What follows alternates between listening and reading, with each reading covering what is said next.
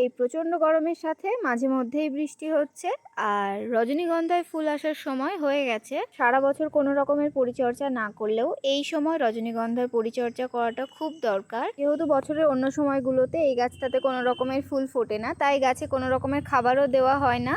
আর এখন ফুল ফোটার সময় গাছে খাবার দেওয়াটা খুব জরুরি, তো আজ আমি গাছটাতে খাবার দেব।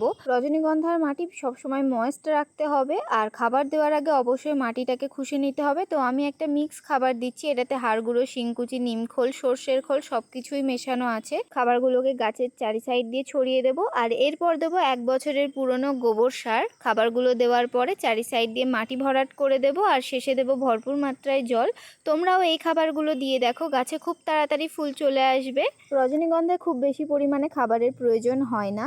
খাবার দেওয়ার কিছুদিন পরের আপডেট তোমাদের সাথে শেয়ার করলাম। দেখো আমার রজনীগন্ধা গাছে একটা স্টিক চলে এসছে। গাছটাকে ফুল সানলাইটে রাখবে, মাটি সকালে জল দেবে, এই কাজগুলো করো, গাছে ফুল আসবে খুব তাড়াতাড়ি। তো দেখা হচ্ছে পরের ভিডিওতে। টাটা।